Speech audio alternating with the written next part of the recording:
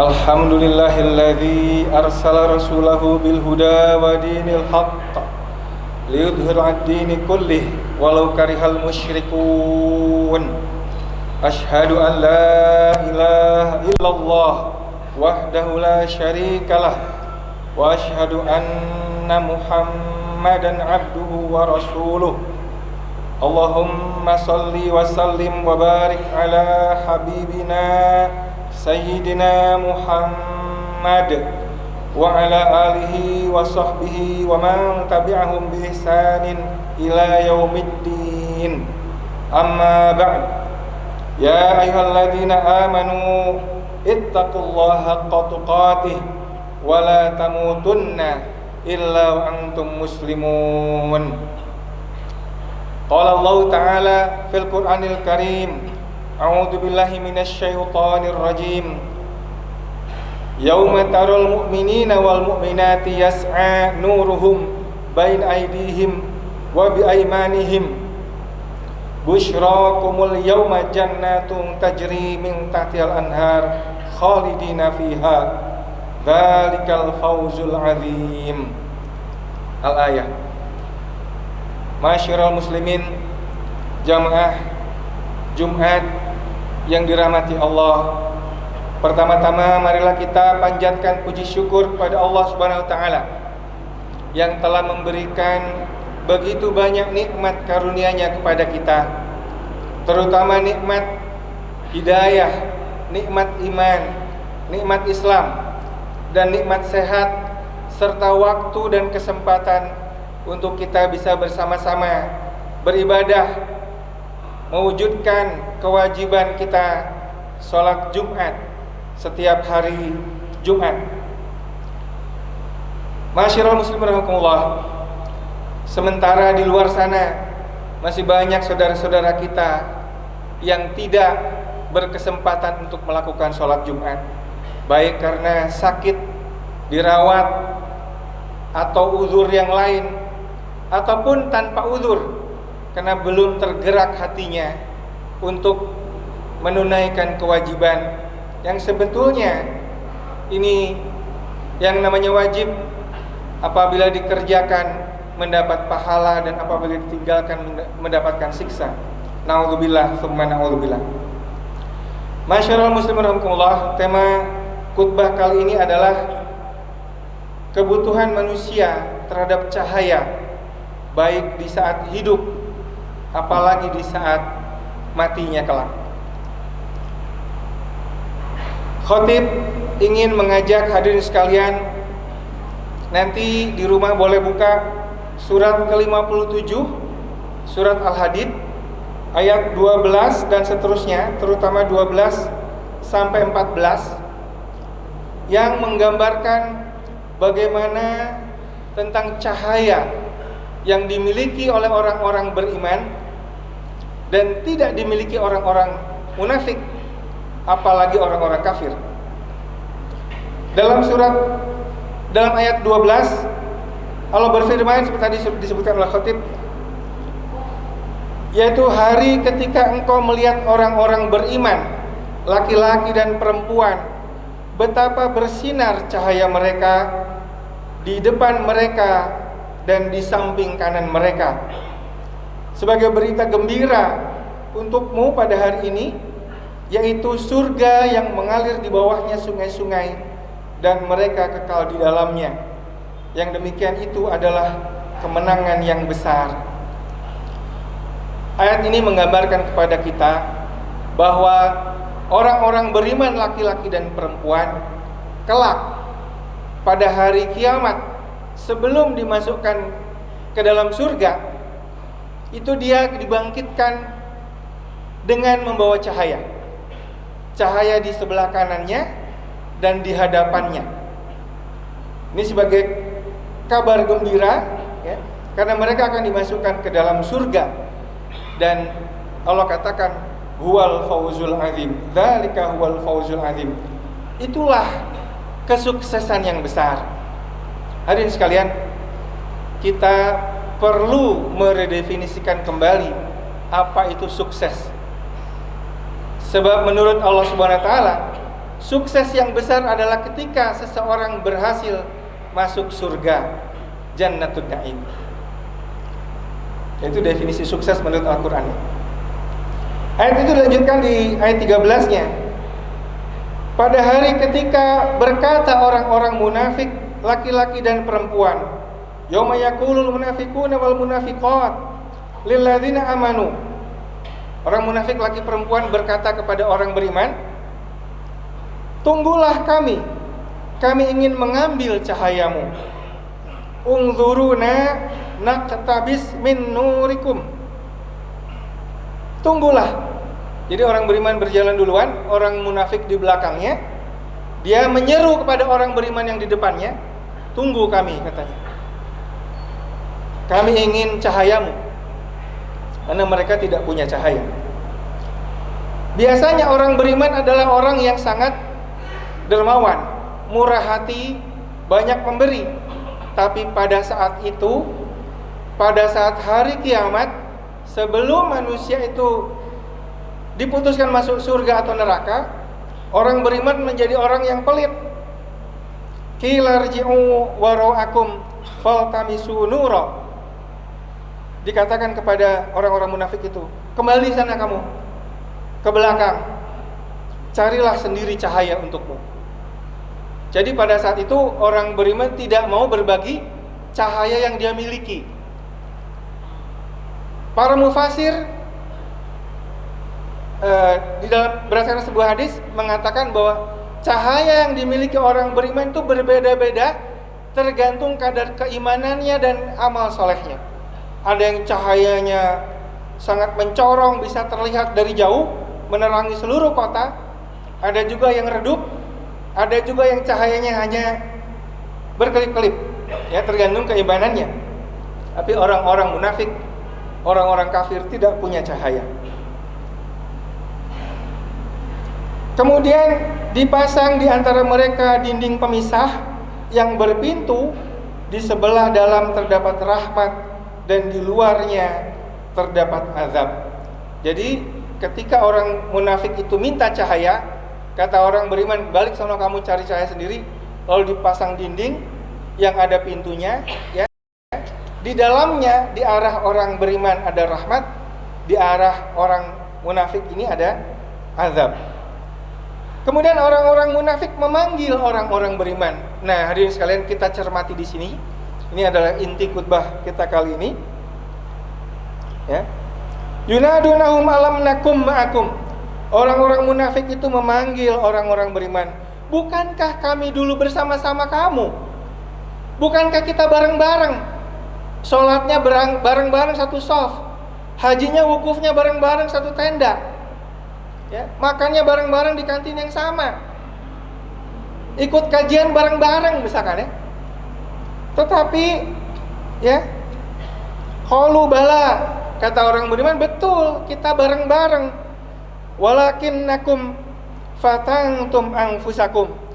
Nah, ini dia, ada beberapa karakter yang membuat orang munafik yang tadinya mau dapat cahaya ketika di dunia, kemudian hilang cahayanya itu, baik di dunia maupun di akhirat kelak. Naudzubillah, tsumma naudzubillah. Ini dikatakan di ayat selanjutnya, di ayat 14, walakinnakum, tetapi kamu orang munafik itu fatangtum anfusakum, mencelakakan dirimu sendiri. Ada mufasir yang mengatakan fatangtum itu adalah artinya orang-orang munafik ini sering men-challenge dirinya dengan fitnah.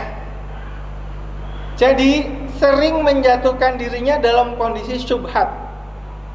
Hartanya, ya, dia nggak pisahkan betul mana yang halal, mana yang haram. Halal haram hantam aja, dengan alasan saya kan orang beriman, saya kuat menghadapi godaan. Senantiasa di-challenge dengan kondisi yang selalu menimbulkan fitnah. Ya, fitnah ini kita kenal 4 tak, ya. Harta, tahta, wanita, apalagi satu. Jadi sering di-challenge, sering menempatkan posisi dirinya dalam kondisi yang berhadapan terus dalam kondisi fitnah, dengan anggapan bahwa dia akan kuat menghadapi ujian tersebut. Ya. Jadi ini hati-hati jamaah sekalian.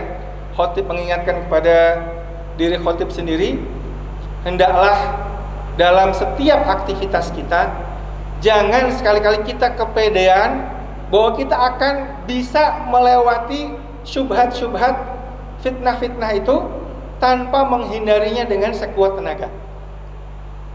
Yang kedua, wa tarabbastum, dan kamu hanya menunggu-nunggu. Kaum mufasir mengatakan menunggu-nunggu ini ada yang menunggu kebinasaan bagi Rasulullah dan orang beriman.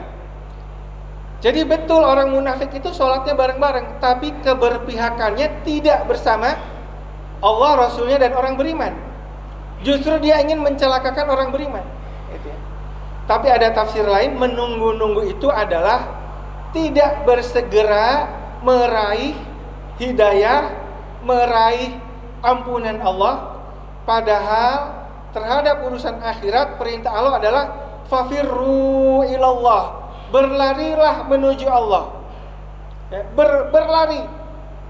Ketika urusan akhirat yang nanti kekal di akhirat sana, kita itu harus fastabiqul khairat, berlomba-lomba dalam kebaikan. Berlomba, namanya berlomba, harus ada upaya yang sungguh-sungguh untuk meraih kebahagiaan akhirat.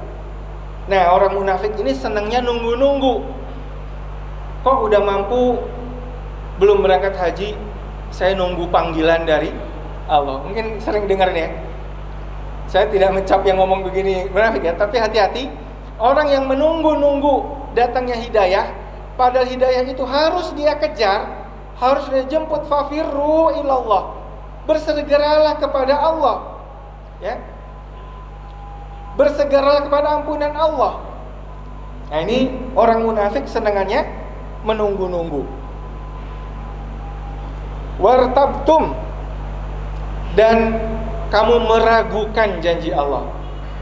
Hadirin sekalian, salah satu hal yang kebenaran mutlak yang harus selalu kita yakini dengan sepenuh hati adalah qala Allah wa qala Rasulullah SAW.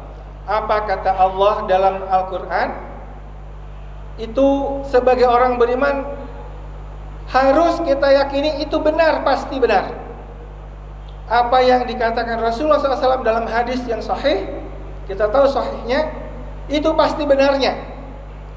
Dan penafsirannya, akal itu harus tunduk kepada qala Allah wa qala Rasulullah SAW. Jangan kita menafsirkan sesuatu yang sudah jelas kebenarannya dari Allah Subhanahu wa taala. Misalkan yang sering itu hukum waris misalkan, atau hukum menutup aurat bagi perempuan, ini diputar-putar sedemikian rupa, padahal dalam Al-Qur'annya sudah jelas, dalam hadis yang sahih sudah jelas. Nah, ini orang munafik seringkali ragu-ragu, tidak yakin betul bahwa firman Allah dalam Quran, sunnah Rasulullah SAW dalam hadis yang sahih itu pasti benarnya. Selalu ragu-ragu, selalu diputar, selalu menggunakan akal lebih dahulu.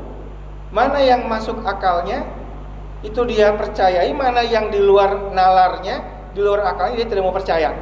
Atau mana yang menguntungkan dirinya dia ambil, mana yang merugikan posisinya dia tinggalkan. Nah, ini bahaya, ya.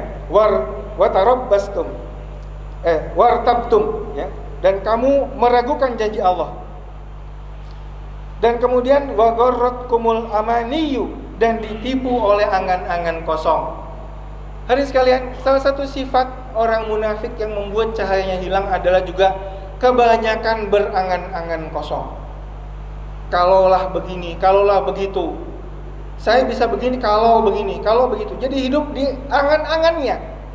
Padahal sebagai orang beriman kita hidup di realita hari ini.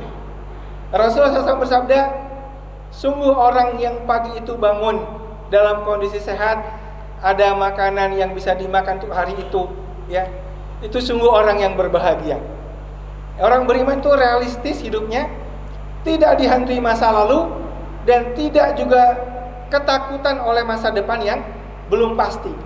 Orang beriman itu orang yang sangat mengagumkan, apapun yang menimpa dia baik bagi dia.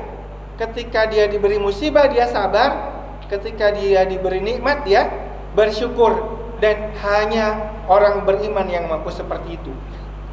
Jadi orang munafik, kenapa mereka kehilangan cahaya? Karena mereka senantiasa ditipu oleh angan-angan kosong. Sayangnya tipuan ini kemudian dilanjutkan oleh Allah Subhanahu wa taala, hatta jaa amrullahi wa gharrakum billahil gharur. Sampai datang ketetapan Allah, yaitu ajal, dan datang memperdaya kamu tentang Allah, sang penipu, yaitu setan. Masyiral muslimin rahimakumullah, hidup manusia itu selalu dalam pertempuran. Kenapa? Karena setan sendiri yang mendeklarasikan pertempuran. Wahai Allah, karena engkau menghukumi aku sesat, akan aku sesatkan sebagian besar manusia. Itu janji setan dalam Al-Quran, ya. Oleh karena itu manusia itu selalu menghadapi pertempuran. Yang paling berat adalah pertempuran dari setan dan dari nafsu dirinya sendiri. Inilah yang membuat kemudian orang-orang munafik kehilangan cahaya, karena pada saat sampai dia mati, dia berhasil ditipu oleh setan yang pandai menipu. Na'udzubillah, tsumma na'udzubillah. Ayat itu dilanjutkan, fal yauma la yu'khadhu minkum fidyatu wala minal ladzina kafaru ma'wakumun nar ya maulakum wa bi'sal masir. Maka pada hari ini, pada hari kiamat itu tidak akan diterima dari kamu tebusan fidyah. Hadirin sekalian, di dalam keterangan lain disebutkan bahwa orang-orang kafir, termasuk orang-orang munafik itu, ingin sekiranya dia bisa menebus dengan semua hartanya yang ada di dunia ini agar dia bisa masuk surga. Tapi sayangnya malaikat Allah dan Allah sendiri tidak bisa disogok dengan fidyah, dengan tebusan. Dan juga tidak dari orang-orang kafir. Di sini orang munafik disamakan dengan orang kafir. Ma'wakumun nar, tempat kamu adalah neraka. Hiya maulakum, itulah tempat berlindungmu. Wa bi'sal masir, dan itulah seburuk-buruk tempat kembali. Hadirin sekalian, berdasarkan tadabbur ayat surat 57 ayat 12 hingga 14 ini Mari kita ulang-ulang kembali nanti di rumah. Kita buka Quran dan tafsirnya. Sekarang sudah banyak tafsir Quran bisa kita download free ya di berbagai aplikasi. Ini bisa kita jadikan tadabbur kita, bisa kita jadikan betapa mengerikannya ketika di hari akhirat kelak kita kehilangan cahaya itu. Sementara teman-teman kita yang bareng-bareng kita pada punya cahaya gede-gede, kita kehilangan cahaya, naudzubillah ya, karena hal-hal yang tadi kita sebutkan dari ayat tadi. Barakallahu li wa lakum fil Qur'anil azim wa nafa'ani wa iyyakum bima fihi minal ayati wa dzikril hakim wa taqabbala minni wa minkum tilawatahu innahu was-sami'ul alim. Aqulu qouli hadza wastaghfirullahal azim li wa lakum wa lisairil muslimin fastaghfiruhu innahu huwal ghafurur rahim.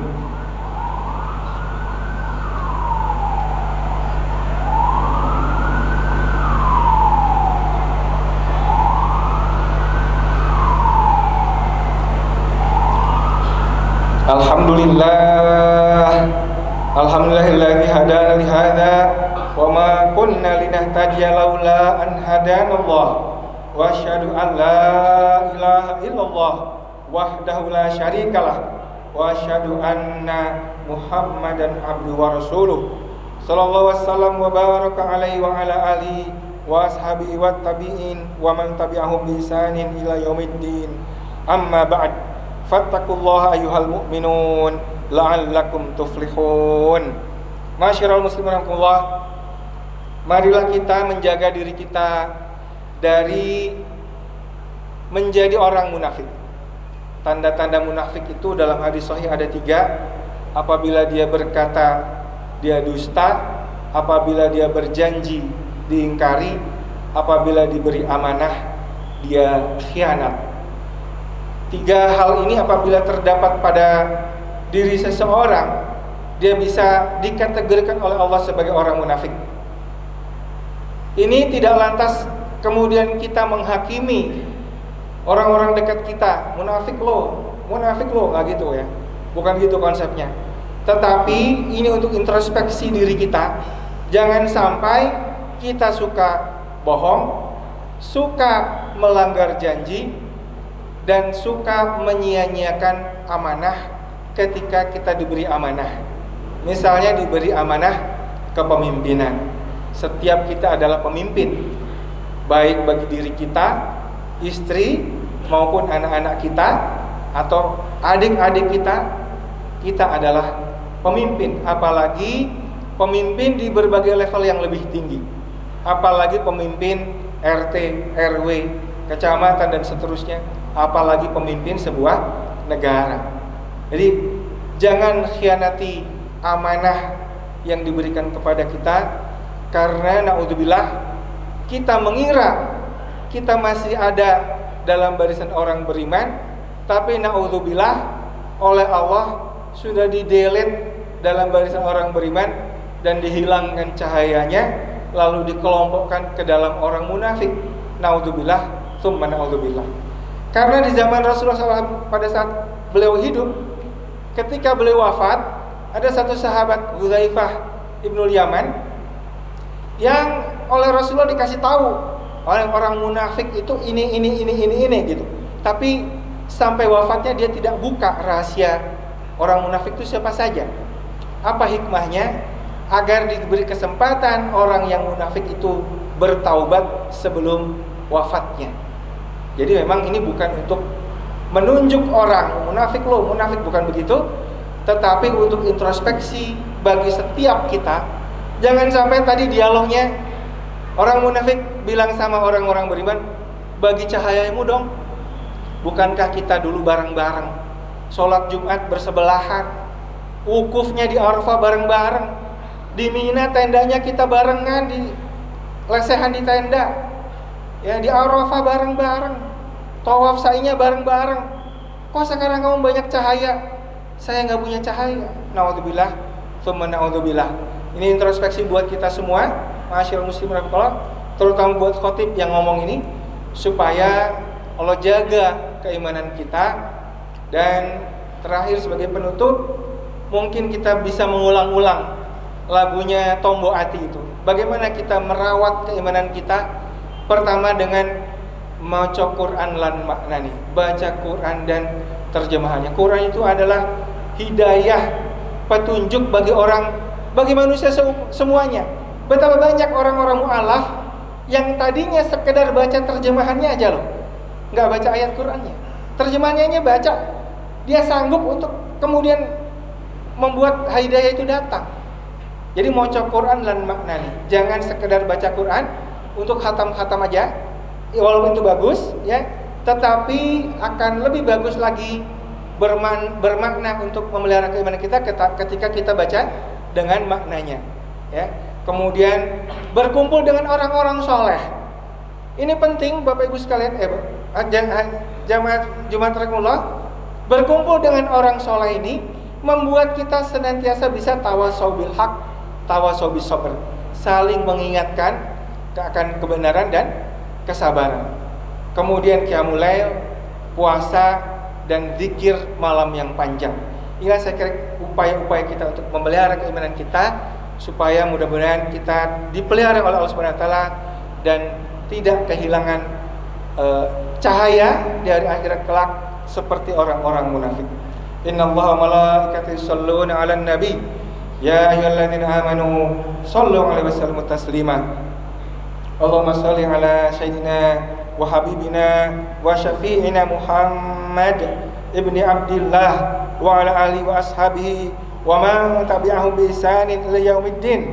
Allahumma ighfir lil mu'minina wal mu'minat wal muslimina wal muslimat al-ahya'i minhum wal amwat innaka sami'un qaribun mujibud da'wat.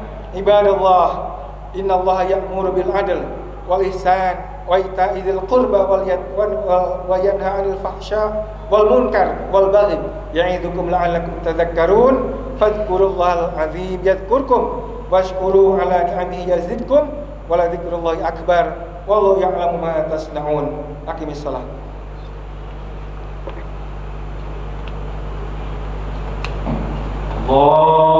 Allahu akbar, asyhadu an la ilaha illallah, asyhadu anna Muhammadar Rasulullah. Hayya 'alas shalah, hayya 'alal falah, qad qamatis shalah, qad qamatis shalah. Allahu akbar, Allahu akbar, la ilaha illallah.